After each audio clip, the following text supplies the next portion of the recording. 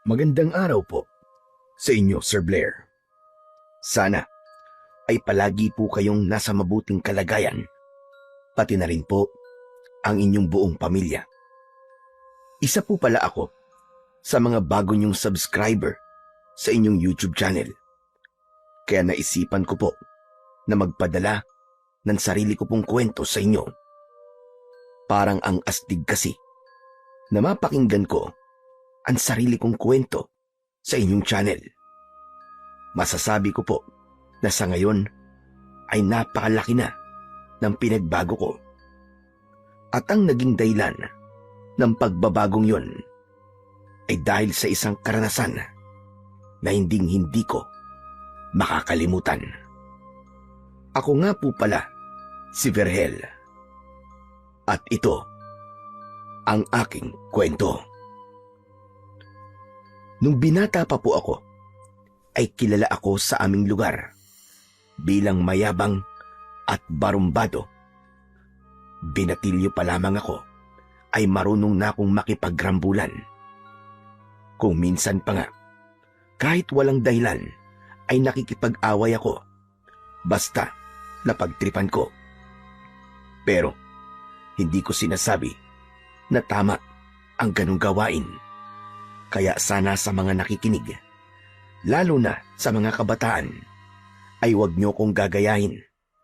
Dahil walang magandang maidudulot sa kahit na anong paraan ang pakikipag-away. Hindi ako sigurado kung bakit ako nahilig sa pakikipag-away. Pero sa tingin ko ay kulang ako sa atensyon, kaya naging barumbado ako. Kapag kasi nakikipag-away ako, ay nakukuha ko ang atensyon ng lahat. Isa pa, kulang din ako sa pagmamahal. Bata pa lamang ako nang ipamigay ako ng nanay ko sa ninang Telma ko. Matapos yun, ay nagpunta sa ibang lugar ang nanay ko at wala na akong naging balita sa kanya. Hindi naging maganda ang pagtrato ng ninang ko sa akin. Kulang na nga lang ay gawin niya akong alipin sa tindi ng pagpapahirap niya sa akin. Inintindi ko na lang siya dahil matandang dalaga siya. Sabi kasi nila, basta matandang dalaga daw ay masungit. Ngunit isang gabi ay biglang nawala ang ninang ko, Sir Blair. Isang misteryo ang pagkawala niya dahil lumabas lang siya para magpahangin. Nagtaka ako kasi napakatagal niya na hindi bumalik. At nang lumabas ako ay tanging ang isang tsinelas na lamang niya ang nakita ko. 3 araw na ang lumipas simula nang nawala si Ninang Telma. Pero kahit ang mga pulis ay hindi alam kung paanong nawala ang ninang ko. Isang umaga, matapos kong mag-almusal, ay namitas ako ng bulaklak sa garden ni Ninang Telma. Matapos yun, ay naglakad ako papunta sa bahay ng pinakamagandang dalaga sa baryo namin. Walang iba, kundi si Alma. Sa aking paglalakad, ay nakasalubong ko ang kaibigan kong si Tolome. Bata pa lang kami ay talaga namang magkaibigan na kami ni Tolome. Kumbaga ay sanggang dikit kami. At madalas ay nadadamay siya sa tuwing nakikipagsuntukan ako. Kahit ang totoo ay duwag siya. Aba! Para kanina yung mga dala mong bulaklak, Chong. Malayo pa ang undas, ah. Hoy, si Raulo. Gusto mo bang ipakain ko itong mga bulaklak sa'yo? Pasa ko, Chong. Katatapos ko lang mag-almusal, eh. Busog pa ako. Eh, bakit ka nga ba may dala kasing bulaklak? Talagang nagtanong ka pa, ah. Sino lang ba ang binibigyan ko ng bulaklak? Ah, alam ko na. Para kay Alma. Tama. Sigurado ako na magugustuhan niya mga rosas na to dahil bagong pitas ko ang mga ito sa garden ni Ninang eh. nililigawan mo pa rin pala si Alma, ah. Hindi ba, nung huling beses na sinamahan kita sa bahay nila, ay sinabi niya na tumigil ka na sa ginagawa mong panliligaw sa kanya? Bakit sa tingin mo ba maniniwala ako sa sinabi niyang yon? Alam mo, Tolome, madalas ay pakipot lang ang mga babae. Hindi agad nila binibigay sa'yo ang matamis nilang oo. Kasi sinusubukan ka nila kung talagang seryoso ka sa kanila. Ganun lang yun. Ibig sabihin, sinusubukan lang ni Alma kung susuko ka na o hindi sa panliligaw sa kanya matapos kanyang basti din? Ganun na nga, nakuha mo rin. Ikaw, wala ka talagang alam pagdating sa mga babae. Kaya hindi na ako nagtataka kung bakit hanggang ngayon hindi ka pa rin nagkakaroon ng girlfriend. Makapagsalita ka naman, parang may syota ka ngayon, ah. Mag-iisang taong ka na nga nandiligaw kay Alma pero hanggang ngayon, hindi ka pa rin niya sinasagot eh. Bokya ka pa rin. Ano bang pakialam mo? Gusto mo bangasan kita? At least ako, naranasan ko na magkaroon ng girlfriend. Hindi gaya mo na kahit isa ay walang pumapatol. Okay lang. Gusto ko kasi, kung sino ang unang magiging syota ko, ay siya nang magiging asawa ko. Alam mo, nagsasayang lang ako ng oras sa'yo eh. Imbis na naibigay ko na itong mga bulaklak kay Almay, nakikipag-usap pa ako sa'yo. Diyan ka na nga. Teka, sandali lang, tol. Sasamahan na kita para meron kang backup kung sakali na ipagtabuyan ka uli ni Alma o kaya ng lolo niya. Ikaw ang pangit mo talagang mag-isip. Kapag talaga ako pinagtabuyan ni Alma, ikaw ang sisisihin ko. Ito naman, magpasalamat ka na lang kasi sinusuportahan kita kahit papano. Nasama na lang ako sa'yo. Gusto kong makita kung paano ka mapahiya kung paano ka sasaya kapag tinanggap ni Alma yung flowers mo. Oo na, sige na, sumama ka na. Kahit naman hindi ako pumayag, isasama ka pa rin sa akin. Sa kapal pa naman ang mukha mo eh.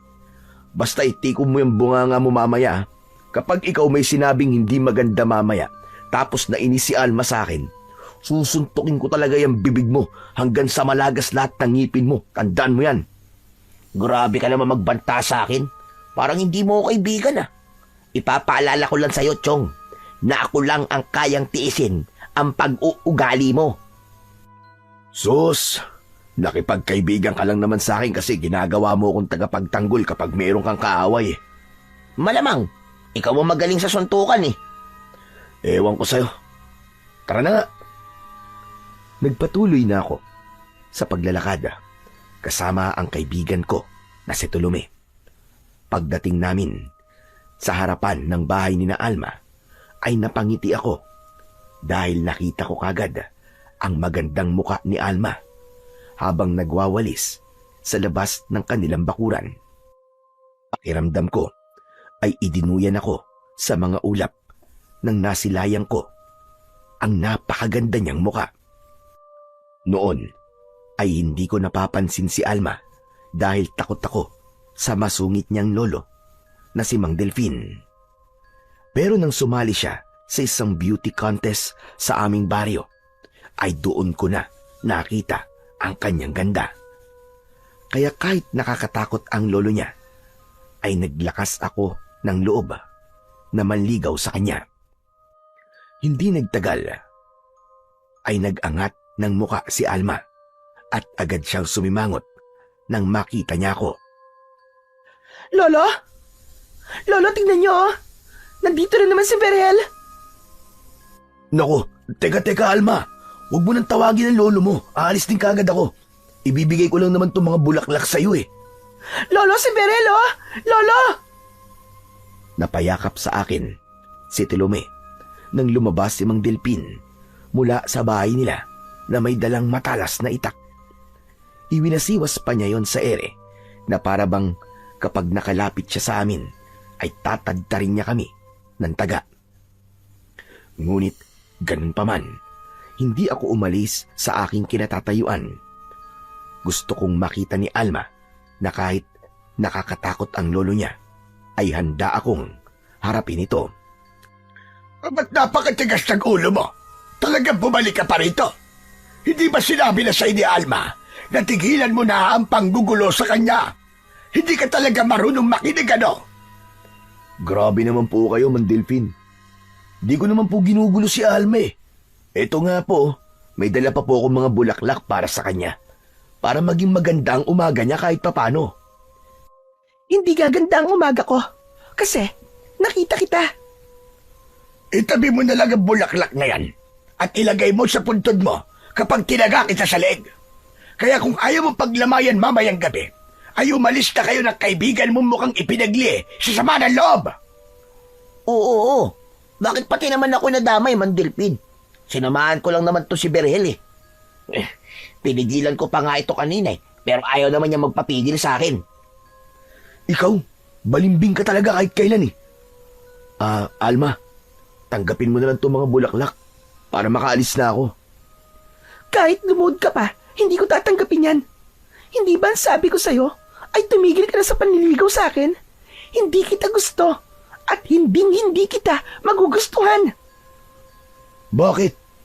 Pumayag ba ako sa sinabi mo na tumigil na ako sa panliligaw sa'yo? Hindi naman, di ba? Saka ano bang ayaw mo sa akin? Guwapo naman ako at kayang-kaya kitang buhayin at sisiguraduhin ko na hindi ka magugutom. Saka, ang dami kayang mga babae ang nagkakandara pa naman ligaw sa akin. At alam kong isa ka sa kanila, Alma. Ramdam ko na nagpapakipot ka lang at sinusubukan kung hanggang saan ang kaya ko. Ilusyonado. Hoy, ikaw, Berhel. Hindi ako magkakagusto sa kagaya mong barumbado. Nagtataka ka pa kung bakit hindi kita gusto? Mga pinagsasabi mo, ang malinaw na dahilan kung bakit ayoko sa'yo. Napakayabang mo. Ang taas ng tingin mo sa sarili mo. Mayabang ako kasi meron akong ipagyayabang. Tama na yan. Hoy, ikaw, Berhel, umalis ka na. Ibis na hinahanap mo ang ninang mo nanggugulo ka pa rito ng ganito kaaga. Alis, lumayas na kayong dalawa. Nakakasira lang kayo ng araw. Nang banggitin ni Mang Delfin si Ninang, ay bigla akong nakaramdam ng lungkot dahil sumiksik sa utak ko na hanggang sa sandaling yon ay wala talaga kaming ideya kung nasaan na ba siya at kung ano ang nangyari sa kanya. Hindi ko ipinahalata sa kanila na nalungkot ako. Inilapag ko sa lupa ang mga bulaklak at saka ko inaya si Tolome na umalis. Sa totoo lang, kahit barumbado ang tingin sa akin ng mga tao, ay madali pa rin akong masaktan. Sadyang nasanay lang ako na palaging ipakita sa lahat na matibay ako at astig. Dahil ayoko nang kinakaawaan ako. Pakiramdam ko kasi, kapag merong naawa sa akin, ay mahina akong tao. Pagbalik ko sa bahay, ay naupo ako sa may sala. Nagulat ako nang umupo sa tabi ko si Tolome. Oh, anong ginagawa mo rito? Bakit sumama ka pa hanggang dito sa bahay ko? Mukhang nasaktan ka kasi sa sinabi ni Mang Delpin tungkol sa ninang mo eh. Baka kailangan mo ng karamay. Ako? Nasaktan? Ang tagal na natin magkaibigan, Chong. Pero parang hindi mo pa pala ako kilala. Bakit naman ako masasaktan sa sinabi niya? Siyempre, sa pananalita kasi ni Mang Delpin, parang sinabi niya na wala kang pakialam kahit nawawala ang ninang mo. Hindi ako balat sibuyas, Chong, para masaktan sa mga ganong salita lang. Walang kahit na sino ang may kayang manakit sa akin, yan ang tatandaan mo. Chong, matagal na tayong magkaibigan, ikaw na rin na nagsabi.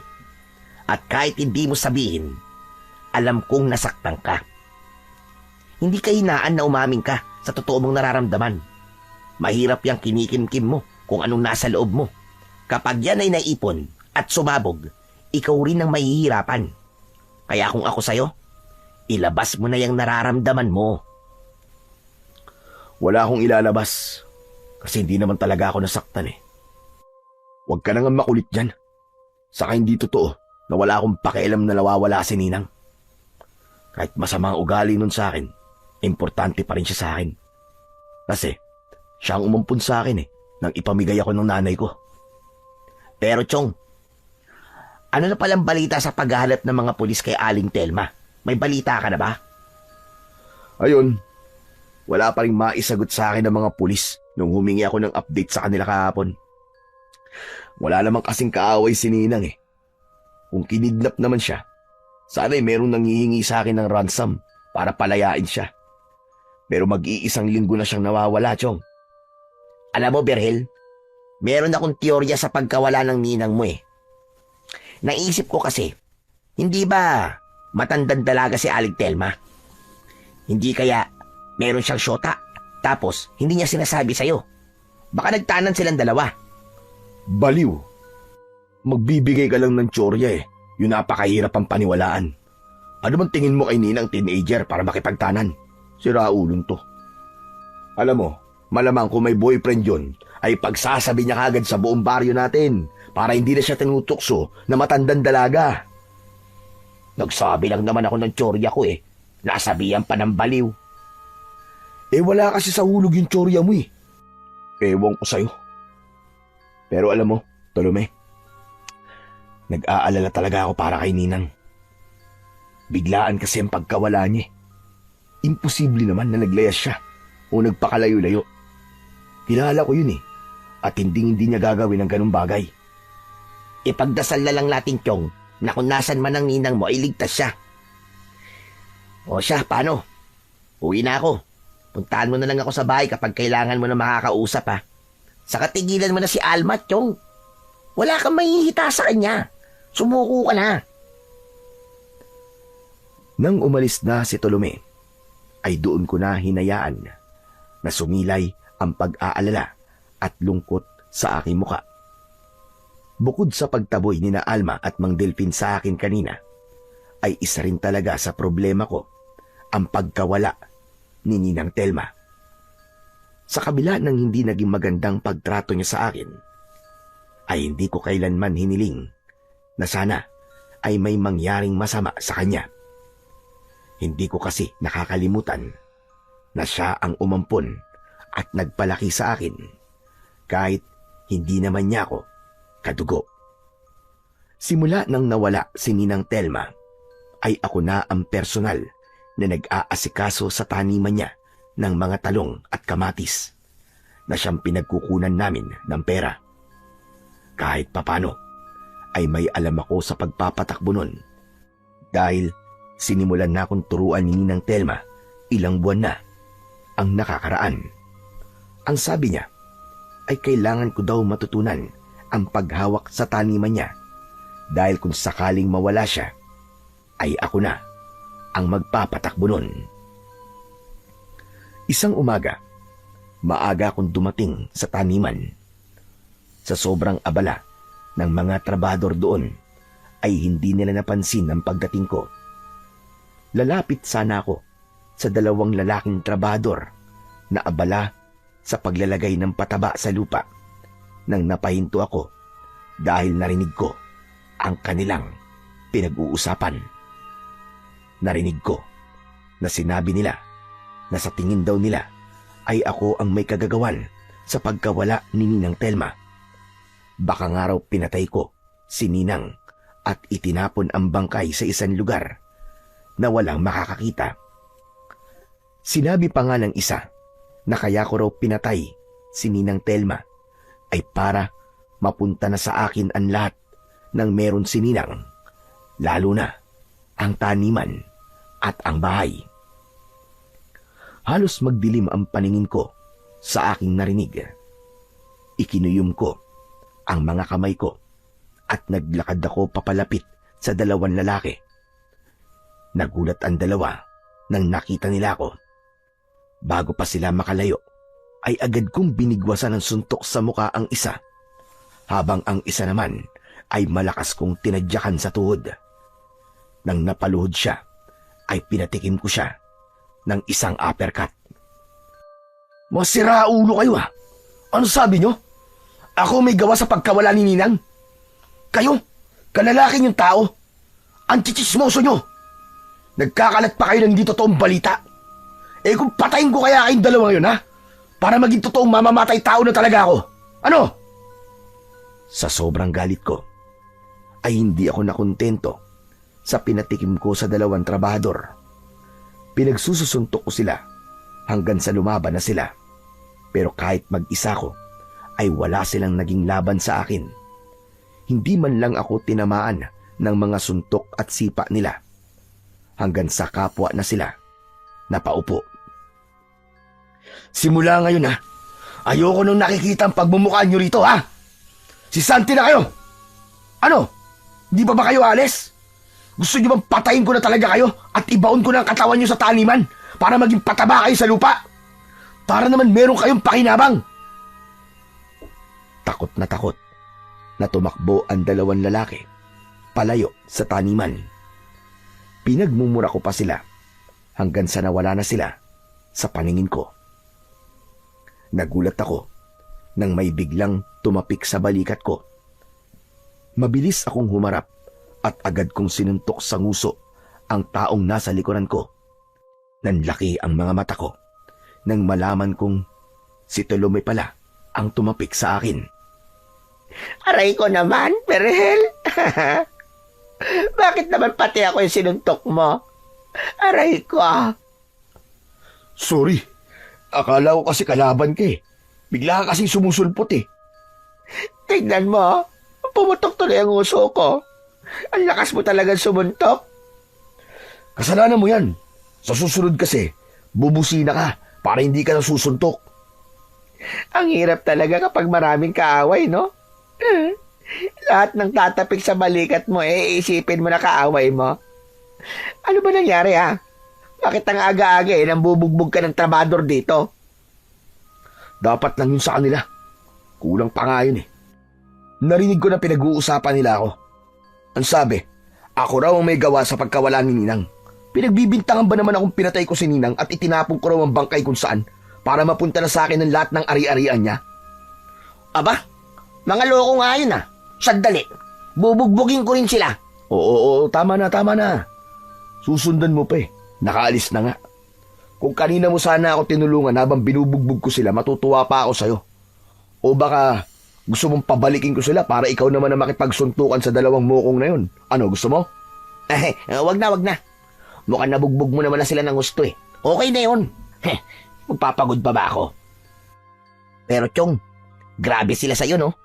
Bakit naman nila iisipin na ikaw ang may kagagawan sa pagkawala ng ninang mo? Di ko rin alam Malamang, narinig nila sa kung sinong chismis na yun. Ibig sabihin, may mga tao na nag-iisip na ako may kasalanan sa pagkawala ni Ninang. Nasasabi siguro nila yun kasi nakikita nila ako na parang walang pakialam Bakit? Nakikita ba nila kung paano ako mag-alala kapag mag-isa lang ako? Siyempre, walang makakakita sa'yo kasi sabi mo, mag-isa ka lang. Ewan ko sa'yo. Masyado kang pilosopo. Ito naman nagbibiro lang ako Parang pinapatawa ka lang Pero Chong, huwag ka mag-alala. Naniniwala ako na wala kang kasalanan. Hayaan mo na lang yung mga taong may nasasabing masama tungkol sa'yo. Panigurado, naiinggit lang ang mga yun sa'yo. Kasi, totoo na sa'yo talaga mapupuntaan lahat ng meron si Aling Telma kung sakaling hindi na siya makita. Manahimik ka nga. Wala akong interes sa kung anong meron ng ninang ko. Mas gusto ko pang makita na siya kasi ayokong magpatakbo ng taniman niyang to.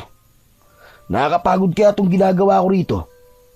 Saka, nawawalan na ako ng oras para kay Alma kasi maghapon ako nandito sa taniman. Ikaw, puro ka naman talaga Alma. Kahapon lang pinagtabuyan ka nga niya, di ba? Lubayan mo na si Alma, Chong.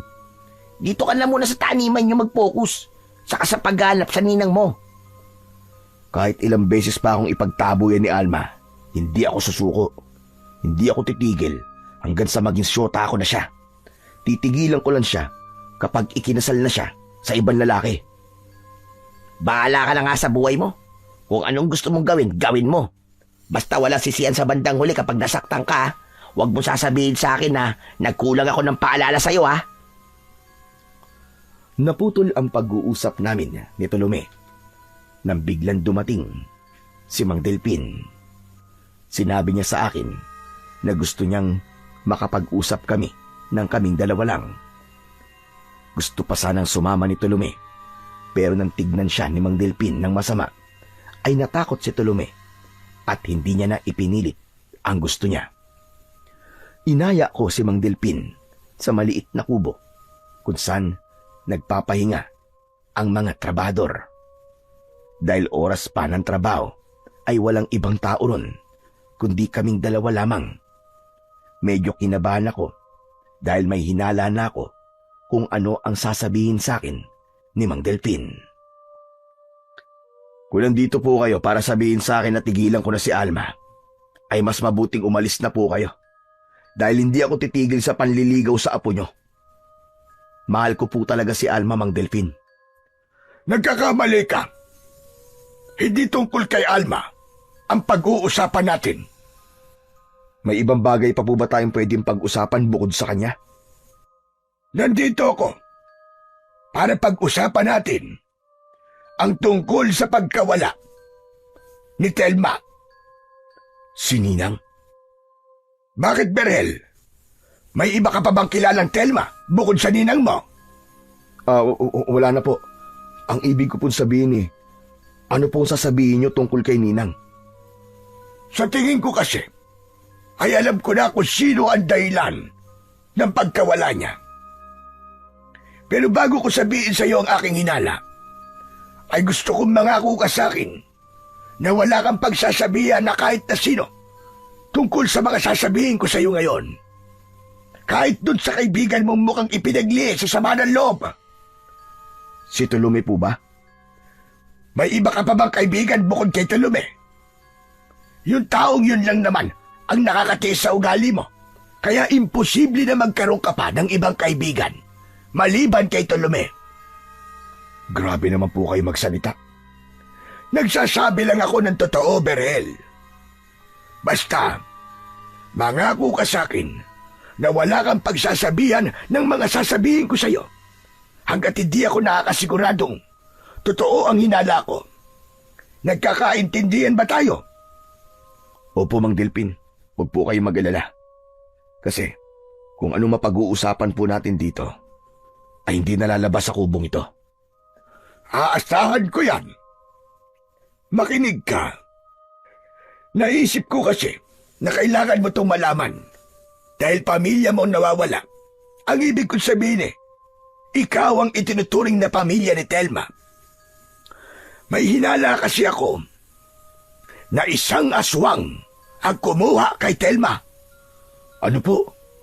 Tama po bang pagkakarinig ko? Aswang ang kumuha sa kanya?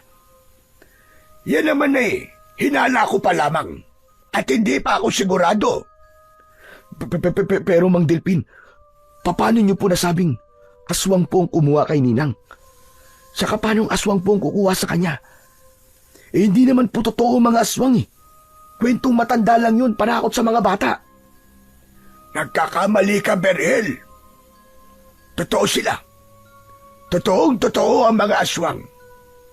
Kung hindi mo na itatanong, kaya kami umalis ni Alma sa baryo kung saan kami dating nakatira, ay dahil may mga aswang na sumasalakay doon.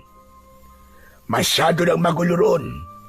At kahit ako na isang manunugis, ay di na kayang talunin ang problema namin doon sa mga aswang. Isa po kayong ano po? Manunugis! Yun ang tawag sa mga kagaya ko na tumutugis at lumalaban sa mga aswang. Meron akong kakayahan at kasanayan pagdating sa pakikipaglaban sa mga aswang. Sandali lang po, medyo marami na po kayong nasasabi. Naguguluhan na po ako Pero, Mang Delpin, paano nyo nga po nasabi na aswang ang dahilan sa pagkawala ni Ninang Telma? Noong gabing nawala ang ninang mo, ay may naramdaman akong kakaibang presensya. Alam ko na ang presensya na yon ay dahil merong aswang sa baryo natin ang gabing yon. Sinabi ko na ito kay Alma at maging siya ay sumang-ayon na aswang nga ang kumuha kay Telma sa ninang mo. Tapos, kagabi, ay nag-ikot-ikot ako dito sa lugar natin. Napunta ko sa gubat at may nakita kong isang aswang na lumilipad. Hindi ako pwedeng magkamali, Berhel. Isang bangkilan ang aswang na nakita ko.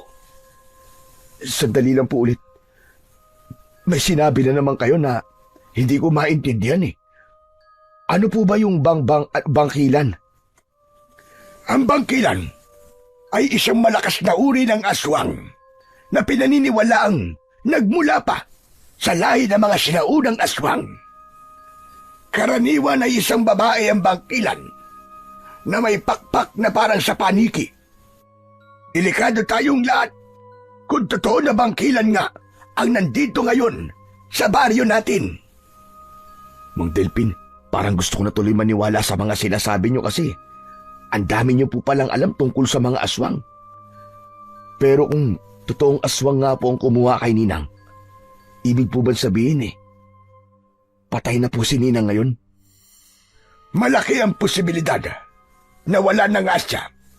Pero hanggat wala tayong nakikitang bangkay, kailangan nating umasa na buhay pa si Telma.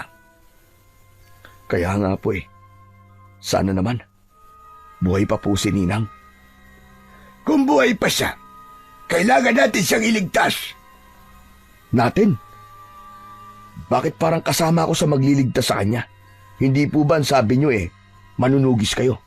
Di kayo na lang po magligtas sa kanya. Sigurado po ako na kapag buhay pa si Ninang at nailigtas nyo siya, ay bibigyan niya kayo ng malaking halaga ng pera. Sigurado yun. Hindi ko ililigtas ang ninang mo nang dahil sa pera. Ang gusto ko ay patayin o kaya ay itaboy ang bangkilan bago pa dumami at madagdagan ang biktima niya.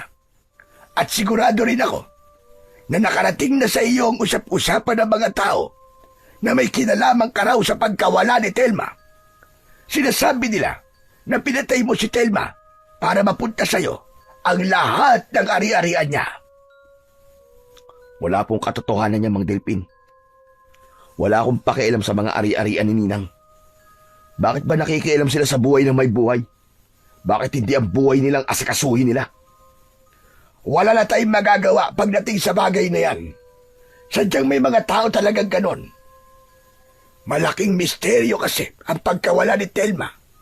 Kaya gagawa at gagawa ang mga tao ng kwento sa kung anong palagay nila ang nangyari. Kaya nga kailangan mo kong tulungan na iligtas o mahanap si Telma. Nang sa ganon, malinis mo ang pangalan mo. Sa bagay, Mang Delpin, may punto kayo sa sinabi nyo. Kahit naman magpaliwanag ako sa mga tao, hindi sila maniniwala sa akin Maniniwala lang sila sa akin na wala akong ginawang masama kay Ninang. Kung maililigtas natin si Ninang at siya mismo makakapagsabi sa lahat kung ano ba ang totoong nangyari sa kanya. Sige po, Mang Delpin. Tutulungan ko po kayong iligtas si Ninang. Hindi lang ang pagliligtas sa ninang mo ang gagawin natin. Lalabanan din natin yung bangkilan. Kung hindi man natin siya magagawang patayin, ay dapat maipakita natin sa kanya na hindi siya pwedeng manatili sa baryo natin dahil merong mga tao dito na kayang-kayang higitan ang lakas niya. Pero Mang Delpin, talaga po bang malakas at mabangis ang bangkilan na yan? Oo, ibang-iba ang lakas na meron sila kumpara sa ibang aswang. Kung pagkaraniwang aswang lang sana, ay kahit ako na lang mag-isa. Pero dahil isang bangkilan ang maaaring nandito sa baryo natin, ay kailangan ko talaga ang tulong mo. Nakakatuwa naman po, Mang Delpin. Ako pa talaga naisipan yung tumulong sa inyo. Sa bagay, siguro ay naisip nyo na ako ang pinakamalakas na lalaki dito sa lugar natin. Tama po ba ako? Mali! Malamang, sa'yo ko hihingi ng tulong dahil ninang mo naman ang nawawala. At isa pa, tutali mahilig ka naman makipag-away. Mas maganda na mapakinabangan mo yung pagiging basagulero mo sa magandang bagay. O paano? Aalis na ako. Mamayang gabi, pagkatapos mong kumain ng hapunan, ay pumunta ka sa bahay. Aba, sige po. Kung gusto niyo po, kahit doon na po ako maghapunan sa inyo para mas maaga po, nandun na ako. Tumigil ka! Alam ko yung paraan mong yan para makita lang ang aking apo. At isa pa, bago ako umalis, pwede ba tigilan mo na si Alma? Hindi ka gusto ng apo ko. Matapos yung sabihin ni Mang Delpin, ay umalis na ang matanda. Napailing na lang ako habang sinusundan siya ng tingin. Maya-maya ay isang malalim na paghinga ang aking pinakawalan. Hindi pa rin kasi ako lubusang naniniwala na may aswang o bangkilan sa aming lugar. Nakakarinig naman ako ng mga kwentong aswang sa kung kani-kaninong tao, pero hindi ako naniniwala sa mga ganong kwento. Para kasi sa akin, hindi totoo ang aswang at ang mga ganong nilalang ay hindi nabubuhay sa mundo. Pagsapit ng gabi, ay maaga akong nagluto. Habang mag-isa akong kumakain, ay nakaramdam ako ng lungkot dahil ilang gabi nang mag-isa akong kumakain ng hapunan. Kahit kasi hindi naging maganda ang trato ni Ninang Telma sa akin, ay namimiss ko pa rin siya. Alam niya kasi na wala akong alam sa kusina, kaya siya ang palaging nagluluto. Simula nang nawala si Ninang, ay puro prito at dilata na lamang ang inuulam ko. Pagkatapos kong kumain ay naligo na ako. Nagbihis ako ng maayos na damit at hindi ko kinilimutang magpabango. Sinuklay ko ng maayos ang aking buhok bago ako lumabas para magpunta sa bahay ni Namang Delfin. Nang nasa harapan na ako ng pinto ng bahay nila, ay bumuga ako ng hininga sa palad ko. Inamoy ko yon at napangiti ako dahil mabango ang aking hininga. Saka ako kumatok ng 3 beses. Otomatikong rumihistro ang matamis kong ngiti nang si Alma ang nagbukas ng pinto. Mataray na inirapan ako ni Alma. Magandang gabi, Alma. Mas lalo mong pinagandang gabi ko kasi nakita kita. Lolo, nandito na po si Berhel. Sige, pumasok ka. Maraming salamat ha. Nilakihan ni Alma ang pagkakabukas sa pinto. Pagpasok ko, ay pinaupo niya ako. Nagtungo sa kusina si Alma at humarap siya sa batalan para hugasan ang mga pinggan. Hindi nagtagal ay lumabas si Mang Delfin sa isang kwarto at nagulat ako dahil may dala siyang espada. Mahaba ang espadang hawak ni Mang Delfin. Sa tingin pa lang ay alam kong napakatalim nun. Ang hawakan nun ay kulay ginto at merong mga nakaukit na simbolo na wala akong ideya kung ano ang ibig sabihin. Wow! Grabe! Ang angas naman ng espada na yan, Mang Delfin, ang ganda. Sa inyo po ba yan? Malamang sa akin to. Nakita mo namang hawak ko, di ba? Yan po bang gagamitin yung armas sa pakikipaglaban dun sa bangkilan? Oh, tama ka. Ito nga. Ikaw, may dala ka ba? Kahit man lang itak. Wala po eh. Hindi niyo naman kasi sinabi sa akin na kailangan kong magdala eh. Ang bihira. Kailangan ko ba bang sabihin sa iyon? Gayong alam mo naman na pakikipaglaban sa aswang ang gagawin natin. Saka talagang pumorma ka pa ha? Ang sakit sa ilong ng pabango mo. Akit ka ba ng ligaw? Opo sana eh, kay Alma. Bago po sana tayo makipaglaban sa aswang eh, manliligaw muna ako. Hindi pwede. Hindi ka ba talaga marunong umintindi? Sinabi ko na nga sa'yo na ayaw sa'yo ni Alma. Maghanap ka na lang ng ibang babaeng liligawan mo at huwag mong sayangin ang oras mo sa apo ko. Saka talagang panliligaw pa ang uunahin mo kaysa sa ninang mo na nawawala. Ayos lang po na masayang ang oras ko. Basta kay Alma ko po yun sasayangin. Alam mo ikaw, Berhel, kung hindi mo lang ninang ang nawawala, ay hindi ikaw ang hihingan ko ng tulong. Alma, kunin mo nga dyan yung isang itak. Teka, bakit po? Ano pong gagawin niyo sa itak? Kumalma ka, hindi kita tatagain. Total wala kang dalang armas, ay yung itak mo na rito sa bahay ang gagamitin mo sa data. Pero sa susunod, magdala ka na ng sarili mo ha. Hindi pwede yung ganyan. Nasasama ka sa gera na wala kang dalang sandata. Hindi nagtagal ay lumapit sa akin si Alma. Inabot niya sa akin ng itak na nakalagay pa sa kaluban. Matamis naman akong ngumiti sa kanya. Maraming salamat, Alma. Huwag ka mag-alala. Kasi akong bahala sa lolo mo. Nagpapatawa ka ba? Baka si Lolo ang bahala sa'yo. Tama na yan. Umalis na tayo, Berhel. Alma, ikaw na munang bahala rito. Mang Delpin, pwede po bang makahingi kay Alma ng kahit isang halik lang sa pisngi? Kumbaga parang pampagudlak. Gusto mo bang itong kamao ko ang umalik dyan sa gusto mo, ha? Hehehe, nagbibiro lang po. Kung makakalusot lang. Masyado naman po kayong seryoso. Tara na po. Gusto ko na kasing makita yung bangkilan na yun eh. Kapag nagkataon kasi, ito ang unang beses na makakakita ko ng aswang. Sigurado ako na kapag nakita ko ng personal yung aswang, talagang maniniwala na ako sa mga sinasabi niyo, Mang Delphin. Ang dami mo pa sinasabi. Tara na! Lo, mag-iingat ka po ha. Hindi na lang po ako matutulog para hintayin kayo. Huwag ka mag-alala. Alam mo na hindi ito ang unang beses na gagawin ko to, Apo.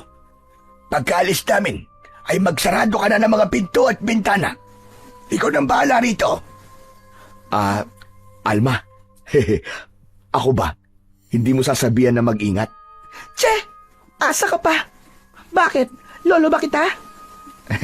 Sabi ko nga, Mang Delphin, tara na. Nauna akong lumabas ng bahay ni na Alma. Isang malalim na paghinga ang pinakawalan ko. Sa totoo lang, nagtatalo pa rin ang utak ko kung totoo ba ang bangkilan o hindi. Isa rin sa dahilan kung bakit ako nagdesisyong sumama kay Mang Delphin sa gabing yon ay para malaman kung totoo nga bang may aswang.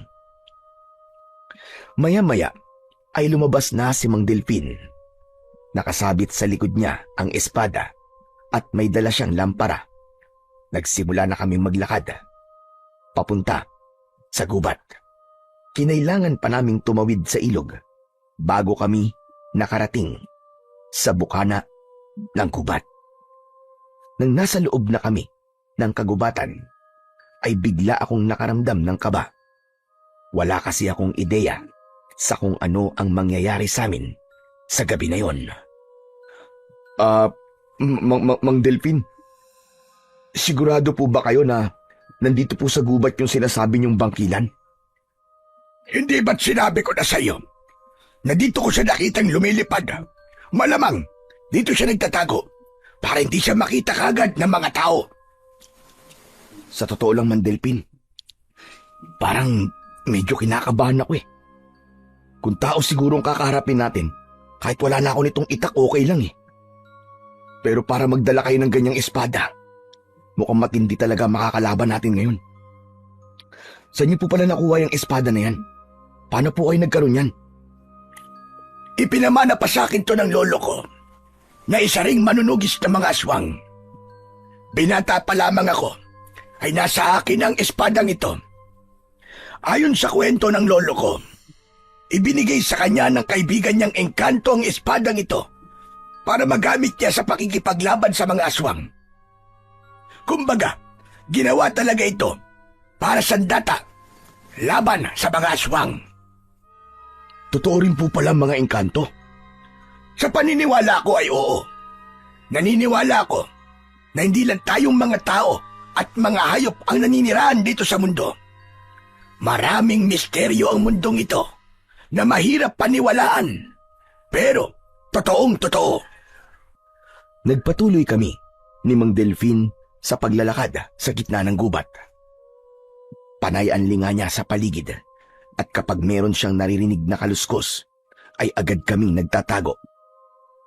Kapag sigurado na siya na ligtas na, ay saka lang kami lumalabas at naglalakad ulit. Paminsan-minsan ay tinitignan ko ang espada ni Mang Delphin. Natutokso ako na hawakan yon dahil hindi pa ako nakakahawak ng ganong klase ng espada. Hanggang sa hindi ko na napigilan ang sarili ko. Sandali lang, Mang Delphin. Ano kasi, pwede ko bang mahawakan yung espada nyo? Wag na! Kundi ikaw ang nagmamay-ari nito, ay hindi mo ito mabubuhat. Po, ibig niyo po bang sabihin ikaw lang po ang nakakabuhat niyan? Ganun ba? Tama ka, ganun na nga. Kaya wag mo nang subukan. Sus, hindi niyo ba nakikita tong muscle ko? Sa laki ng braso ko, sigurado akong kayang-kaya kong buhatin yan. Isang sako nga ng bigas, kaya kong buhatin eh. Yan pa kaya? Sige, tutalay mayabang ka rin lang. Pagbibigyan kita. Kapag itong espada hindi mo nabuhat, hindi ka na talaga pwedeng manligaw kay Alma. Oh, bakit naman naisali pa si Alma sa usapan natin? Para mas magpursigi ka, nabuhatin itong espada ko. Sige na nga po. Basta kapag nabuhat ko yan papayagan niyo na ako manligaw ulit kay Alma at hindi na kayo magsusungit sa akin kahit kailan. Walang problema. Pumapayag ako sa sinabi mo na yan. Hanggang sa inilapag ni Mang Delfin ang espada sa lupa. Matiim kong tinitigan ng espada at inunat ko pa ang aking mga braso at pinaputok ang aking mga daliri. Yumuko ako at hinawakan ko ang hawakan ng espada gamit lamang ang dalawa kong kamay. Tiwala ako na magagawa ko yung buhatin dahil alam ko na malakas ako. Pero nang sinubukan kong iangat ang espada, ay hindi ko man lang yon nagawang maigalaw. Ilang beses kong sinubukan, pero nabigo lang ako. Lahat na yata ng lakas na meron ako ay ginamit ko na, pero hindi ko man lang nagawang iangat sa lupa ang espada ni Mang Delfin. Hanggang sa sumuko na lang ako. Tagaktak na ang pawis sa aking muka at medyo mabilis na ang aking paghinga. Ayoko na. Grabe, suko na ako. Napakabigat pala talaga niyan. Akala ko ba ay kaya mo? Mukhang kakaiba talaga yung espada niyo eh. Hindi ko pala talaga kayang buhatin yan. Galing talaga sa engkanto. Di hindi ka na talaga pwedeng manligaw sa apo ko. Pero Mang Delfin, ang usapan ay usapan at hindi na yung pwedeng mabago. bad trip naman oo.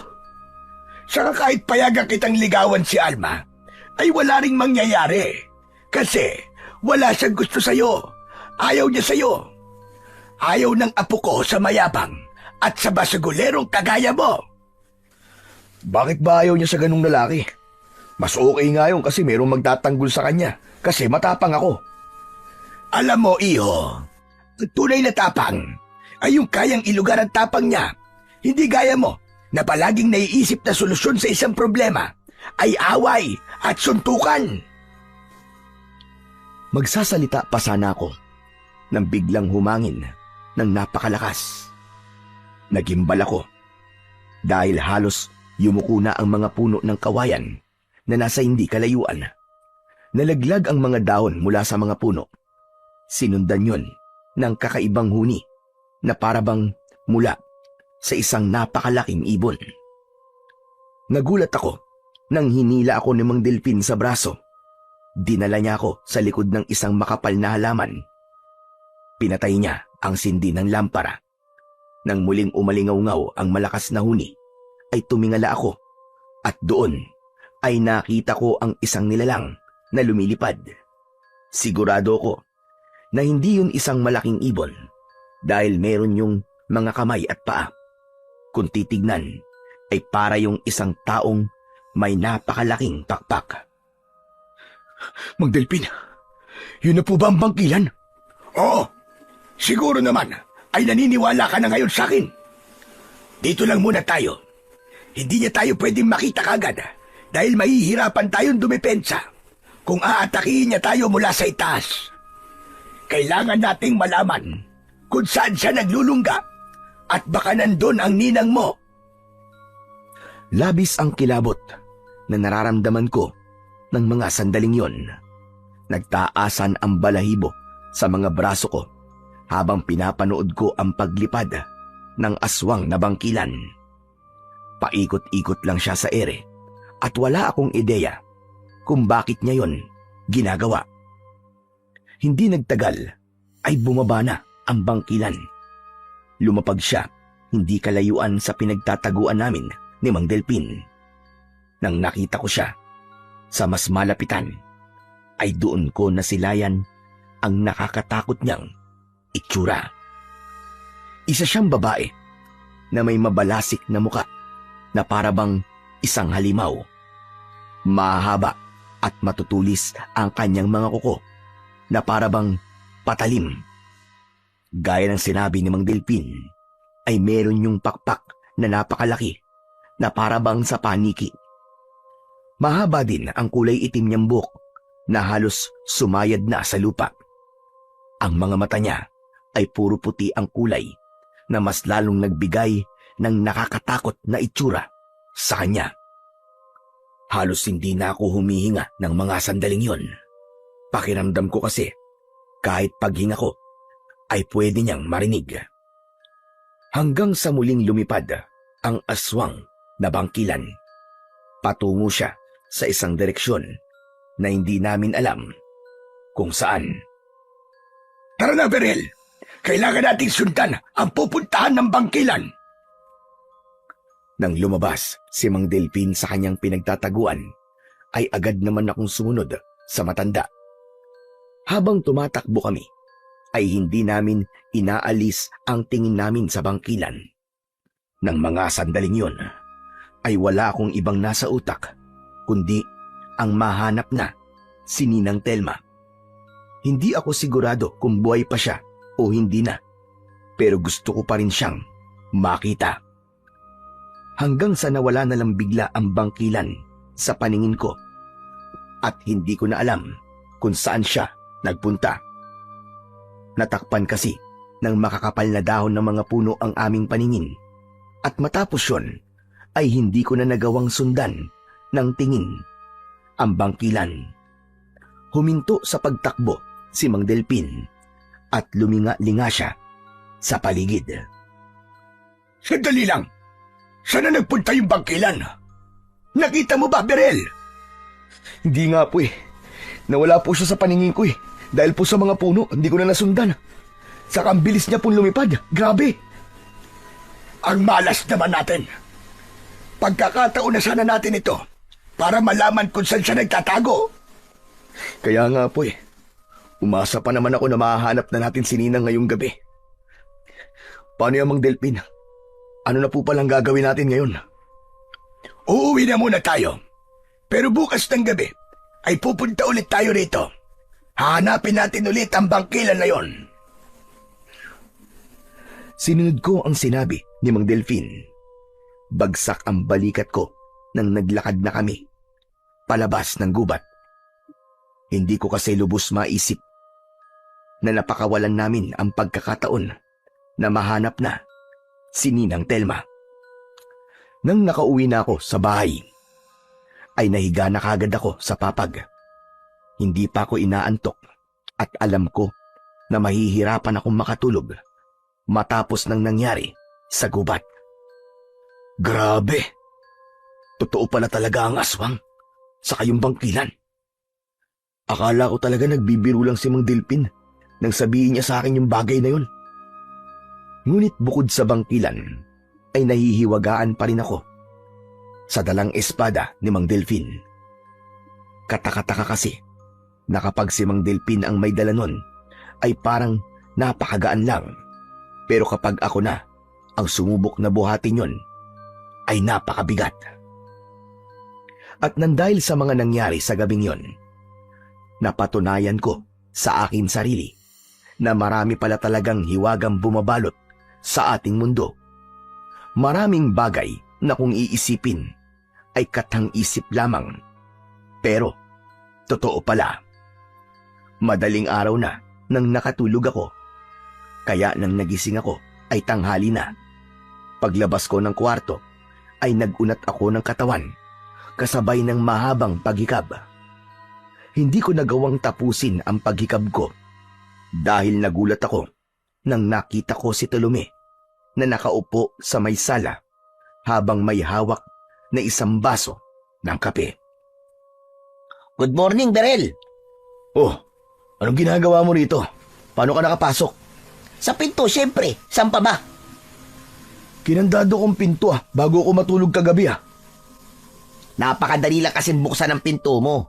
Sinundot ko lang ng alambre, yung kandado. Tapos yun, nabuksan na kagad. Hehehe. Ngayon ko lang nalaman na may lahi ka rin palang magnanakaw, ano? Ano magnanakaw ang sinasabi mo? Hoy, wala akong ninanakaw dito ha. Pumasok lang ako kasi ang init-init sa labas. Kahit na wala kang ninanakaw, yung kakayahan mo naman na magbukas ng pintong nakakandado nang hindi gumagamit ng susi ay gawain ng mga magnanakaw. Sus, ang dami mo naman sinasabi. Sa kaibigan mo naman ako ah. Ano naman kung pumasok ako rito nang hindi nagsasabi sa'yo? Ginagawa ko naman to dati pa. Iba yun. Ngayon ka lang pumasok dito habang tulog ako. Sa ano bang ginagawa mo rito? Ano ba kailangan mo sa akin? Nandito ka ng ganito kaaga. May pakapi-kapi ka pa dyan ha? Bisita ka? Tanghali na ngayon para sa kalaman mo. Hindi ba nag-usap kayo ni Mang Delpin kahapon? Oh, ano naman ngayon? Anong pinag-usapan nyo? Baka pwede mo naman sabihin sa akin oh. Chismoso ka rin pala no? Wala kang kinalaman sa pinag-usapan namin. Kaya hindi mo na kailangan malaman yun. Ang KJ naman ito oh. Sige na Chong, sabihin mo na. Tayong dalawa na nga lang magkaibigan tapos naglilihim ka pa sa akin. Porke ba magkaibigan tayo wala na akong karapatan na maglihim sa'yo? Hindi naman sa ganun, Chong. Pero, curious lang kasi ako sa kung bakit kailangan nyo mag-usap ni Mang Delpin ng kayong dalawa lang. Kung tungkol kasi kay Alma ang pinag-usapan nyo, sigurado ako na sasabihin niya yun kahit nandun ako. Kung makapagsalita ka, para kang investigador ha. Alam mo, isipin mo na lang na hindi yun nangyari. Tapos. Paano ko gagawin yun? Halos hindi na nga ako nakatulog kagabi dahil sa kakaisip eh. Sige na Chong, sabihin mo na sa akin. Kahit anong pilit pang gawin mo sa akin, ay hindi ko sasabihin sa iyo ang pinag-usapan namin ni Mang Delpin. Saka nangako ko kay Mang Delpin na hindi ko sasabihin sa kahit na sino yun na pag-usapan namin kahapon. Sabi ko na nga ba importante yung pinag-usapan nyo eh.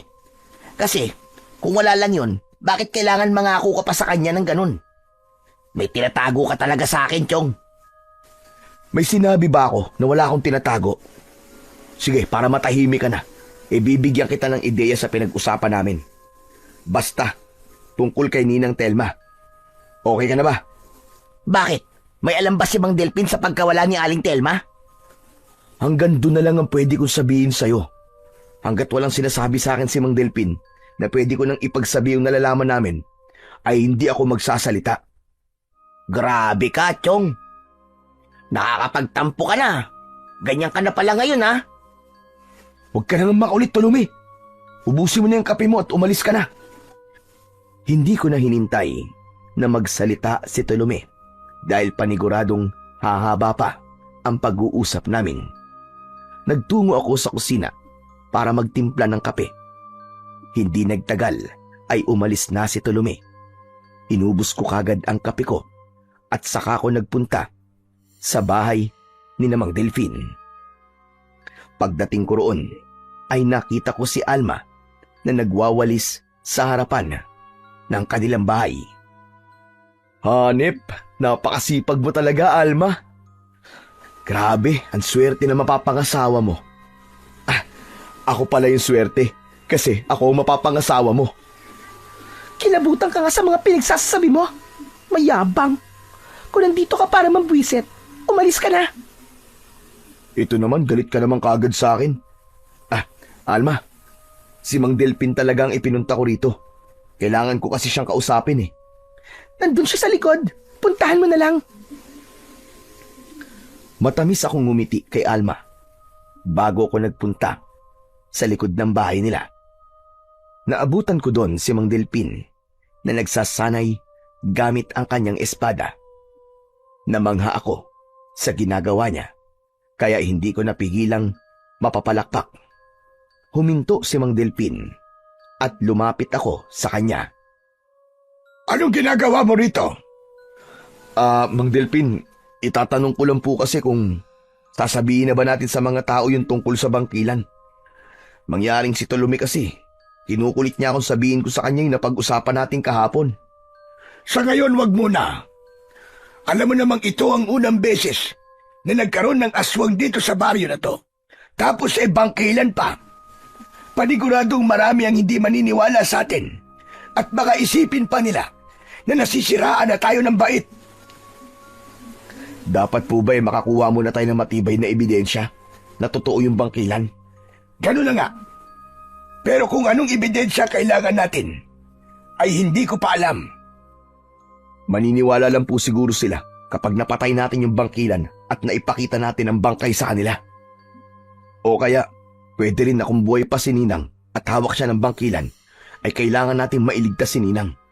Kasi siya ang makakapagsabi sa mga tao ng katotohanan. Tama yung mga naisip mo. Minsan pala'y gumagana rin ng maayos ang kukote mo. Sana ay gawin mo yan na madalas. Pambira naman kayo, Mang Delpin. Parang sinabi niyo na rin na pangit ang mga desisyon ko sa buhay Bakit? Hindi ba? Sa bagay, tama naman ho kayo. Kung maganda lang sana ako magdesisyon sa buhay, baka hindi ako basagulero. Pero maiba ako, Mang Delpin. Ang galing nyo palang humawak ng espada. Nakita ko na para po talaga kayong mandirigma Kung nakita mo lang sana noon kung paano ko gamitin ang espadang ito habang nakikipaglaban ako sa mga aswang, ay baka mas lalo ka pang humanga sa akin. Wala na. Matanda na ako. Mabagal na akong kumilos at hindi na ako kasing lakas ng dati. Nararamdaman ko na rin na anumang araw ay kailangan ko nang ipasa ang espadang ito sa isang tao na karapat-dapat.